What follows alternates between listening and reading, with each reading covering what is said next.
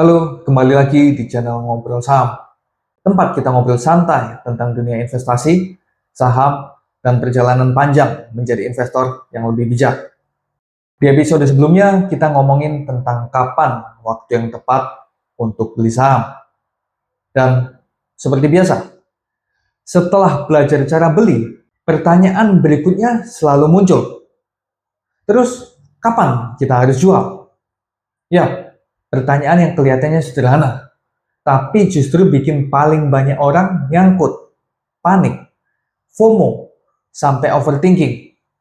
Hari ini kita akan bongkar semuanya dengan cerita, pengalaman nyata di pasar modal, dan 3 prinsip dasar yang membuat keputusan jual jadi jauh lebih tenang. Gini, semua orang selalu fokus ke kapan beli, tapi jarang ada yang ngomongin panjang lebar tentang kapan jual.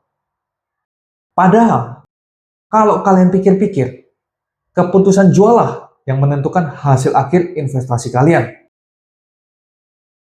Belinya tepat, tapi jualnya salah. Hasilnya bisa nggak maksimal. Di bursa saham, saya sering lihat 3 tipe orang. Yang jual terlalu cepat, baru naik 5-10%, langsung take profit, karena takut kehilangan. Yang nggak pernah mau jual, mau naik, ditahan.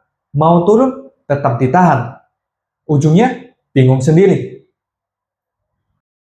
Yang jual justru saat terburuk, panik, cut loss karena lihat merah.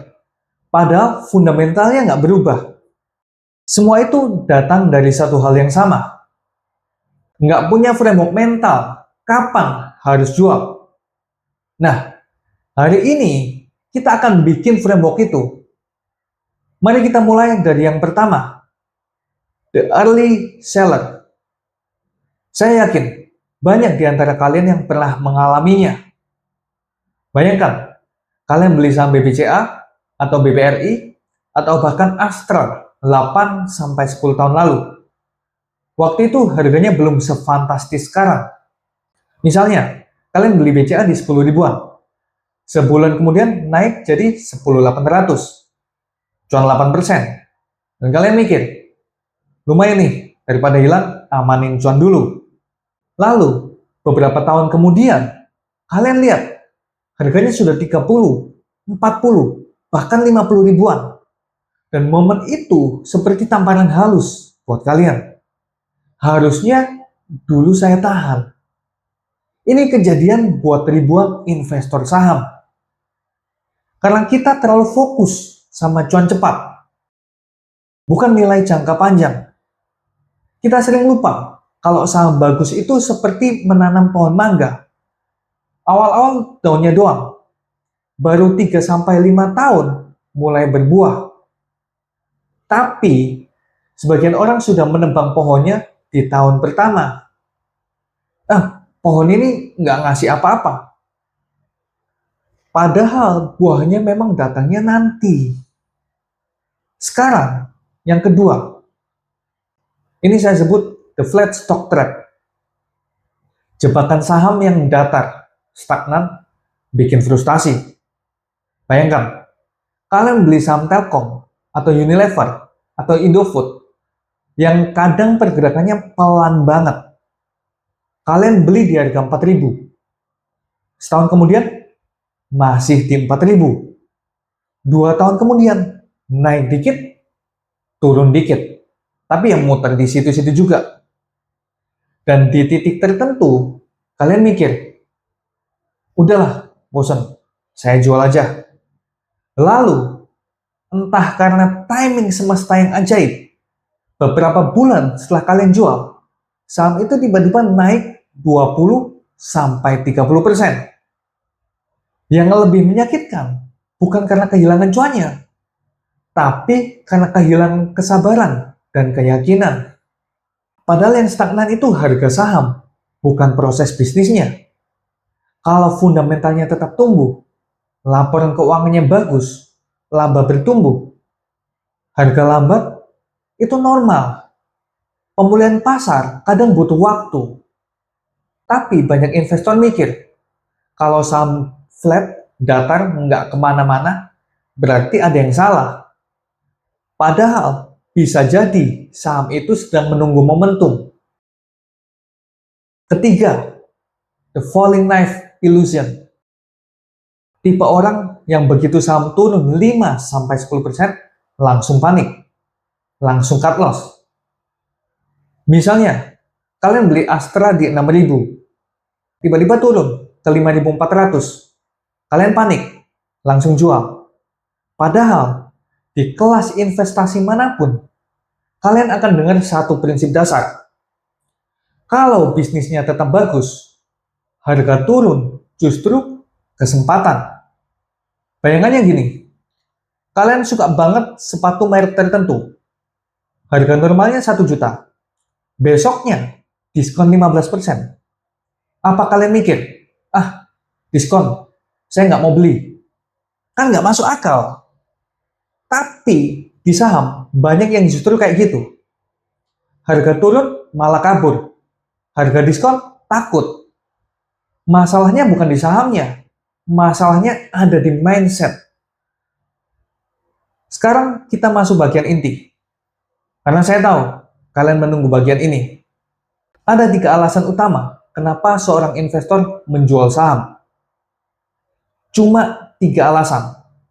Selain itu, biasanya emosional. Pertama, fundamental perusahaan menjadi semakin jelek. Ini satu-satunya alasan rasional untuk menjual. Kalau kinerja bisnis perusahaan mulai rusak, hilang arah, atau berubah dari tesis awal kalian, ya waktunya keluar. Contoh, perusahaan retail yang kalah total dengan e-commerce. Emiten properti yang punya utang besar, tapi penjualannya stagnan. Emiten media yang kehilangan iklan ke digital. Bank kecil yang kalah teknologi dan kalah modal dari bank digital besar. Kalau fondasi bisnisnya retak, harga saham mungkin belum turun, tapi cepat atau lambat akan mencerminkan realitanya. Dalam investasi ada satu kalimat yang bagus. Harga bisa bohong, tapi fundamental hampir selalu jujur. Kedua, saham sudah terlalu mahal. Bukan naik 100%, bukan naik 200%. Bukan itu maksudnya. Terlalu mahal artinya kalau hari ini saya belum punya saham ini, apakah saya mau beli di harga sekarang? Kalau jawabannya enggak, enggak kemahalan, berarti kalian mungkin harus evaluasi untuk jual sebagian atau seluruhnya. Contoh, ada saham yang naik ratusan persen karena euforia, bukan karena kinerjanya. Ada saham bank digital yang sempat terbang karena hype. Ada saham batu bara yang naik karena siklus komoditas.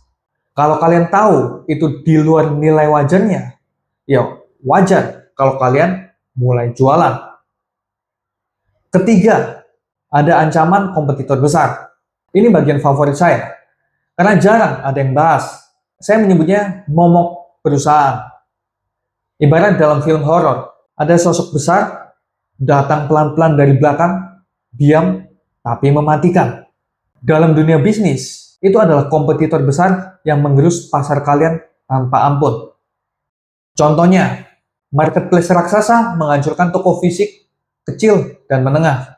Bank digital menggoyang bank konvensional kelas menengah. Ojek online menghancurkan bisnis transportasi lama.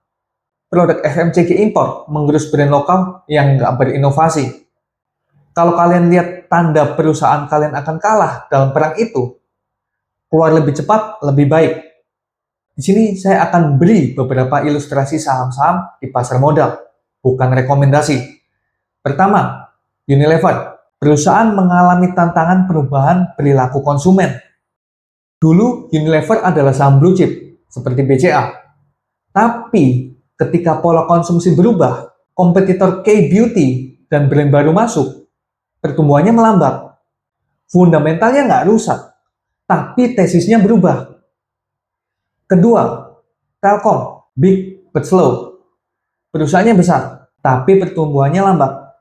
Nggak rugi, Tapi kompetisi ketat dengan provider lain membuat pergerakannya sering stagnan. Untuk investor jangka panjang, nggak masalah.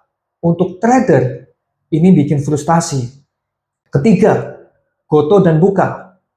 Harapan versus realita. Bisnisnya besar, tapi profitnya lama. Investor yang tesisnya salah bisa keliru kapan harus keluar. Keempat, perusahaan batu bara. Ini perusahaan siklus atau musiman. Adro, PTBA, ITMG bisa naik luar biasa ketika siklus komoditas naik. Tapi harus tahu kapan siklusnya selesai. Kelima, bank digital.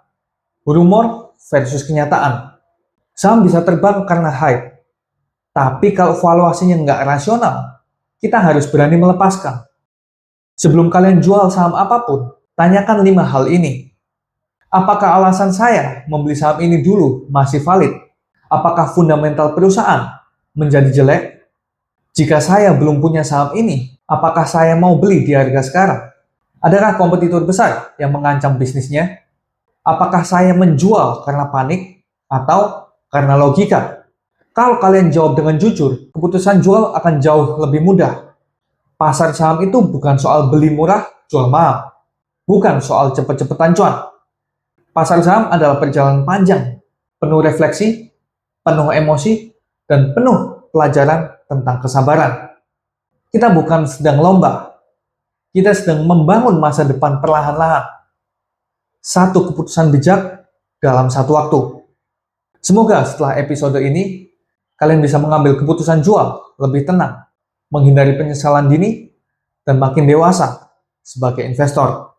Sampai jumpa di episode berikutnya.